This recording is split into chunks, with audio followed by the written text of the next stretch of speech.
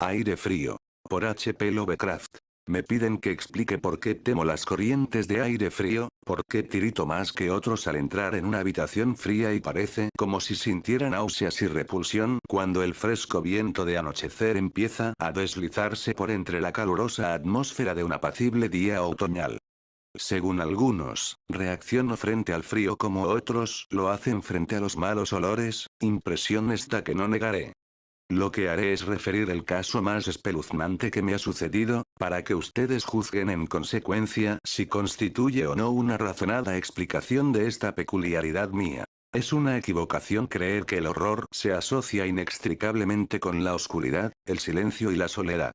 Yo me di de bruces con él en plena tarde, en pleno ajetreo de la gran urbe y en medio del bullicio propio de una destartalada y modesta pensión, en compañía de una prosaica patrona y dos fornidos hombres. En la primavera de 1923 había conseguido un trabajo bastante monótono y mal remunerado en una revista de la ciudad de Nueva York. Y viéndome imposibilitado de pagar un sustancioso alquiler, empecé a mudarme de una pensión barata a otra en busca de una habitación que reuniera las cualidades de una cierta limpieza, un mobiliario que pudiera pasar y un precio lo más razonable posible.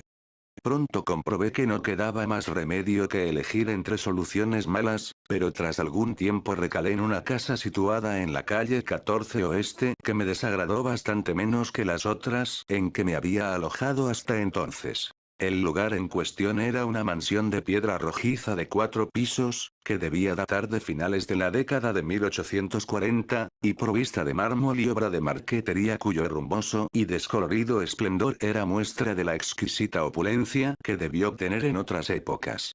En las habitaciones, amplias y de techo alto, empapeladas con el peor gusto y ridículamente adornadas con artesonado de escayola, había un persistente olor a humedad y a dudosa cocina. Pero los suelos estaban limpios, la ropa de cama podía pasar y el agua caliente apenas se cortaba o enfriaba, de forma que llegué a considerarlo como un lugar cuando menos soportable para hibernar hasta el día en que pudiera volver realmente a vivir.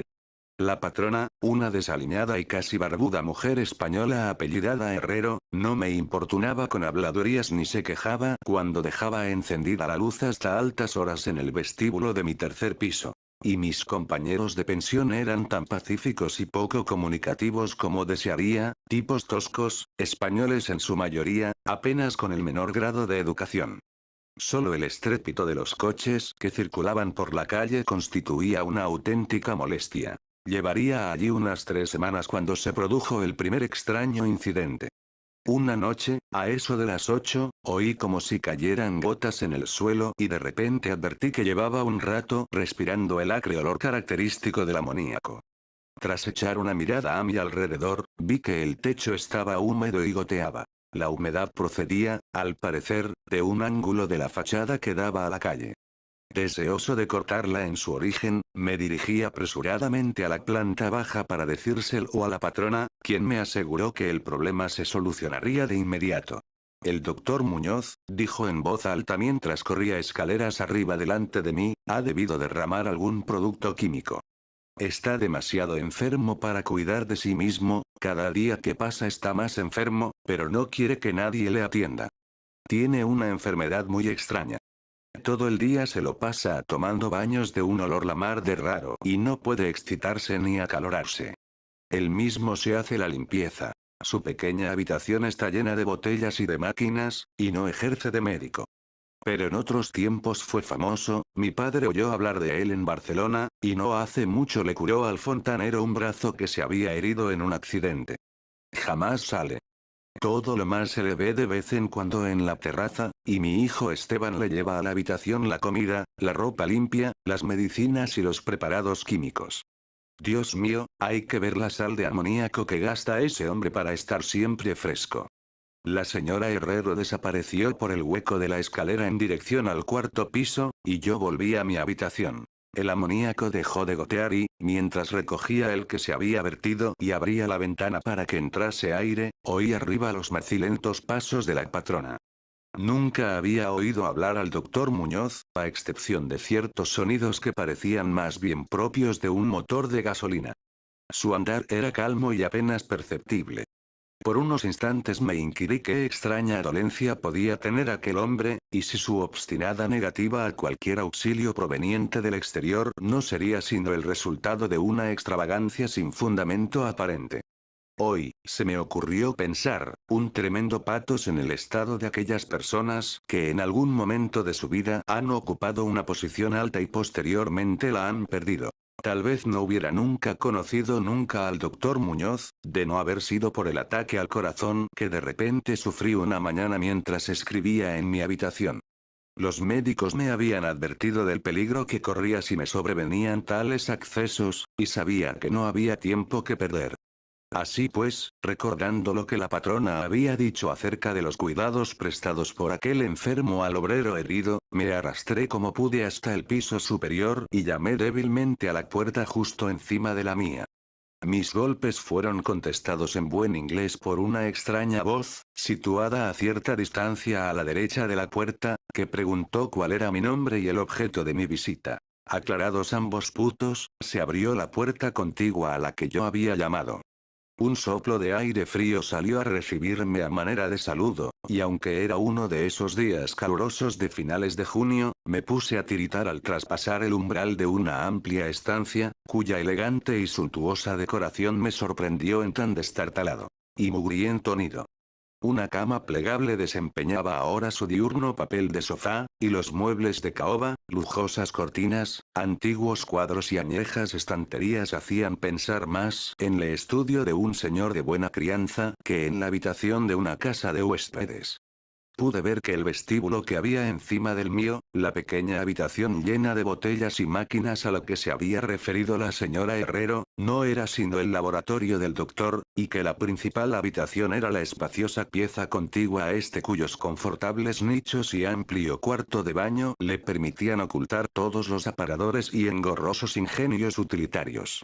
El doctor Muñoz, no cabía duda, era todo un caballero culto y refinado.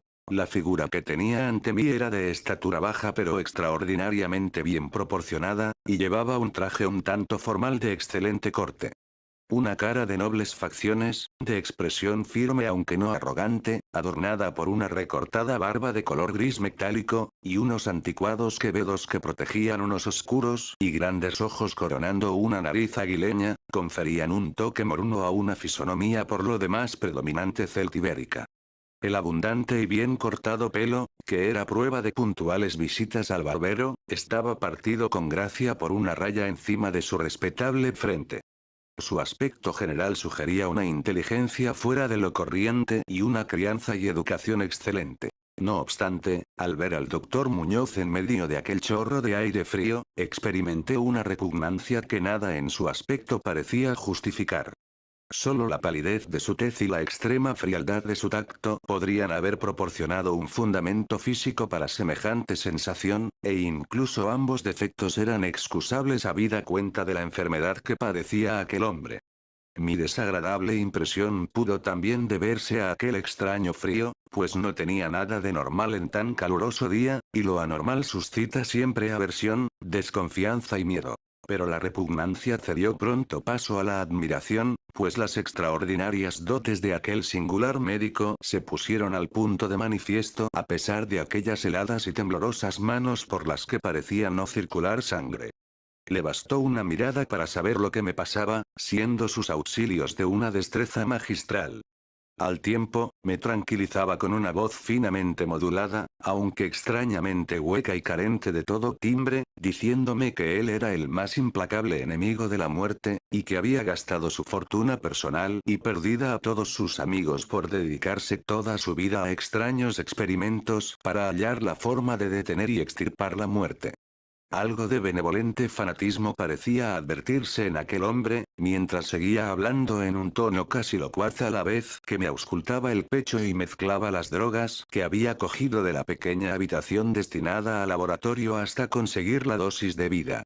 Evidentemente, la compañía de un hombre educado debió parecerle una rara novedad en aquel miserable antro, de ahí que se lanzara a hablar más de lo acostumbrado a medida que rememoraba tiempos mejores. Su voz, aunque algo rara, tenía al menos un efecto sedante. y ni siquiera pude percibir su respiración mientras las fluidas frases salían con exquisito esmero de su boca. Trató de distraerme de mis preocupaciones hablándome de sus teorías y experimentos, y recuerdo con qué tacto me consoló acerca de mi frágil corazón, insistiendo en que la voluntad y la conciencia son más fuertes que la vida orgánica misma.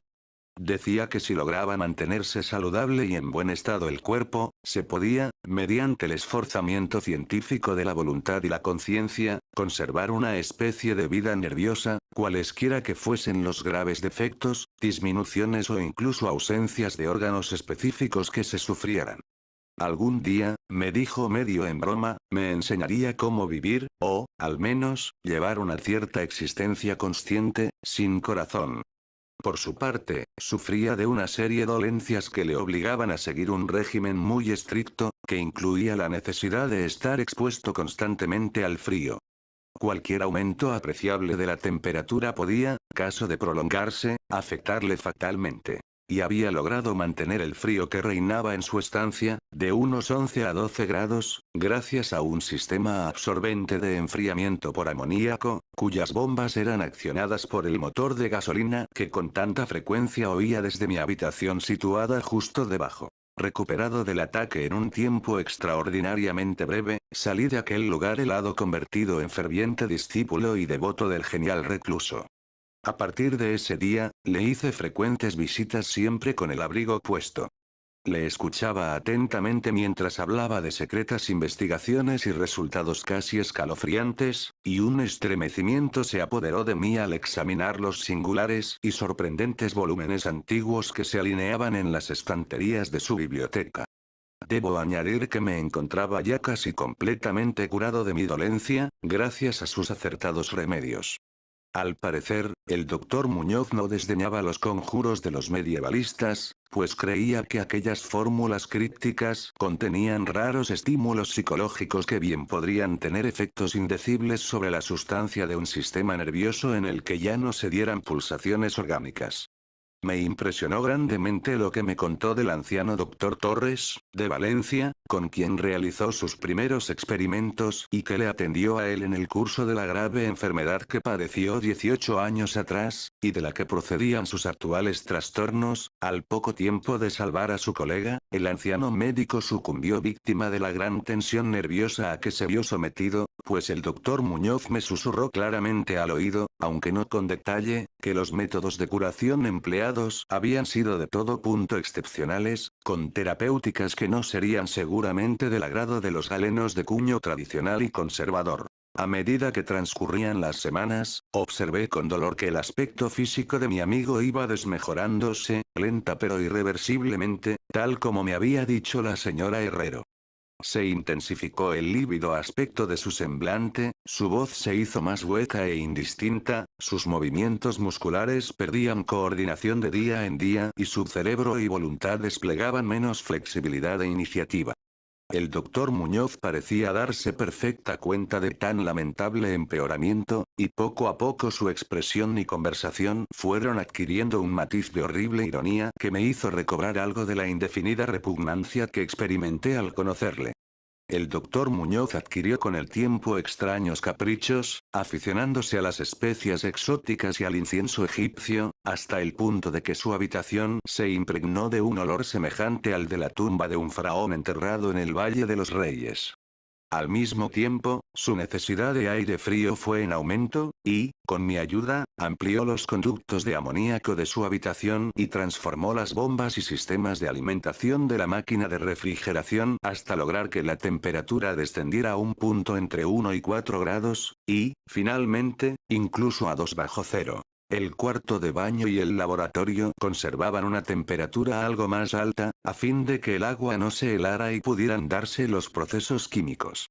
El huésped que habitaba en la habitación contigua se quejó del aire glacial que se filtraba a través de la puerta de comunicación, así que tuve que ayudar al doctor a poner unos túpidos cortinajes para solucionar el problema. Una especie de creciente horror, desmedido y morboso, pareció apoderarse de él. No cesaba de hablar de la muerte, pero estallaba en sordas risas cuando, en el curso de la conversación, se aludía con suma delicadeza a cosas como los preparativos para el entierro o los funerales. Con el tiempo, el doctor acabó convirtiéndose en una desconcertante y hasta desagradable compañía. Pero, en mi gratitud por haberme curado, no podía abandonarle en manos de los extraños que le rodeaban, así que tuve buen cuidado de limpiar su habitación y atenderle en sus necesidades cotidianas, embutido en un grueso gabán que me compré especialmente para tal fin. Asimismo, le hacía el grueso de sus compras, aunque no salía de mi estupor ante algunos de los artículos que me encargaba comprar en las farmacias y almacenes de productos químicos. Una creciente e indefinible atmósfera de pánico parecía desprenderse de su estancia. La casa entera, como ya he dicho, despedía un olor a humedad. Pero el olor de las habitaciones del doctor Muñoz era aún peor, y, no obstante las especias, el incienso y el acre, perfume de los productos químicos de los ahora incesantes baños, que insistía en tomar sin ayuda alguna, comprendí que aquel olor debía guardar relación con su enfermedad, y me estremecí al pensar cuál podría ser. La señora Herrero se santiguaba cada vez que se cruzaba con él, y finalmente lo abandonó por entero en mis manos, no dejando siquiera que su hijo Esteban siguiese haciéndole los recados.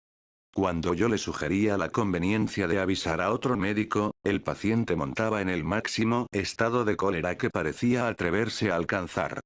Tenía sin duda el efecto físico de una violenta emoción, pero su voluntad y coraje crecían en lugar de menguar, negándose a meterse en la cama. La lasitud de los primeros días de su enfermedad dio paso a un retorno de su vehemente ánimo, hasta el punto de que parecía desafiar a gritos al demonio de la muerte, aun cuando corriese el riesgo de que el tradicional enemigo se apoderase de él. Dejó prácticamente de comer, algo que curiosamente siempre dio la impresión de ser una formalidad en él, y solo la energía mental que le restaba parecía librarle del colapso definitivo. Adquirió la costumbre de escribir largos documentos, que sellaba con cuidado y llenaba de instrucciones para que a su muerte los remitiera yo a sus destinatarios. Estos eran en su mayoría de las Indias occidentales, pero entre ellos se encontraba un médico francés famoso en otro tiempo y al que ahora se daba por muerto, y del que se decían las cosas más increíbles. Pero lo que hice en realidad, fue quemar todos los documentos antes de enviarlos o abrirlos. El aspecto y la voz del doctor Muñoz se volvieron absolutamente espantosos y su presencia casi insoportable. Un día de septiembre, una inesperada mirada suscitó una crisis epiléptica en un hombre que había venido a reparar la lámpara eléctrica de su mesa de trabajo, ataque este del que se recuperó gracias a las indicaciones del doctor mientras se mantenía lejos de su vista. Aquel hombre, harto sorprendentemente, había vivido los horrores de la Gran Guerra sin sufrir tamaña sensación de terror. Un día, a mediados de octubre, sobrevino el horror de los horrores de forma pasmosamente repentina. Una noche, a eso de las 11, se rompió la bomba de la máquina de refrigeración, por lo que pasadas 3 horas resultó imposible mantener el proceso de enfriamiento del amoníaco. El doctor Muñoz me avisó dando golpes en el suelo, y yo hice lo imposible por reparar la avería, mientras mi vecino no cesaba de lanzar imprecaciones en una voz tan exánime y espeluznantemente hueca que excede toda posible descripción. Mis esfuerzos de aficionado, empero, resultaron inútiles. Y cuando al cabo de un rato me presenté con un mecánico de un garaje nocturno cercano, comprobamos que nada podía hacerse hasta la mañana siguiente, pues hacía falta un nuevo pistón. La rabia y el pánico del moribundo ermitaño adquirieron proporciones grotescas, dando la impresión de que fuera a quebrarse lo que quedaba de su debilitado físico, hasta que en un momento dado un espasmo le obligó a llevarse las manos a los ojos y precipitarse hacia el cuarto de baño.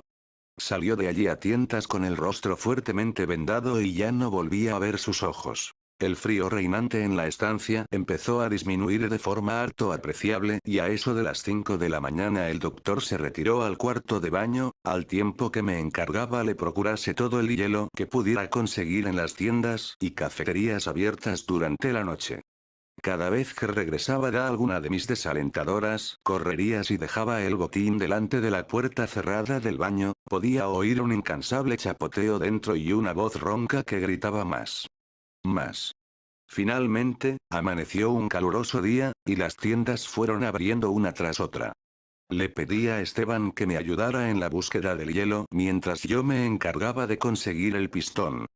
Pero, siguiendo las órdenes de su madre, el muchacho se negó en redondo. En última instancia, contraté los servicios de un haragán de aspecto zarrapastroso a quien encontré en la esquina de la Octava Avenida, a fin de que le subiera al paciente hielo de una pequeña tienda en que le presenté, mientras yo me entregaba con la mayor diligencia a la tarea de encontrar un pistón para la bomba y conseguir los servicios de unos obreros competentes que lo instalaran. La tarea parecía interminable, y casi llegué a montar tan en cólera como mi ermitaño vecino al ver cómo transcurrían las horas yendo de acá para allá sin aliento y sin ingerir alimento alguno, tras mucho telefonear en vano e ir de un lado a otro en metro y automóvil. Serían las 12 cuando muy lejos del centro encontré un almacén de repuestos donde tenían lo que buscaba, y aproximadamente hora y media después llegaba a la pensión con el instrumental necesario y dos fornidos y avezados mecánicos. Había hecho todo lo que estaba en mi mano, y solo me quedaba esperar que llegase a tiempo. Sin embargo, un indecible terror me había precedido. La casa estaba totalmente alborotada, y por encima del incesante parloteo de las atemorizadas voces pude oír a un hombre que rezaba con profunda voz debajo. Algo diabólico flotaba en el ambiente, y los huéspedes pasaban las cuentas de sus rosarios al llegar hasta ellos el olor que salía por debajo de la atrancada puerta del doctor. Al parecer, el tipo que había contratado salió precipitadamente dando histéricos alaridos al poco de regresar de su segundo viaje en busca de hielo. Quizás se debiera todo a un exceso de curiosidad. En la precipitada huida no pudo, desde luego, cerrar la puerta tras de sí. Pero lo cierto es que estaba cerrada y, a lo que parecía, desde el interior. Dentro no se oía el menor ruido, salvo un indefinible goteo lento y espeso.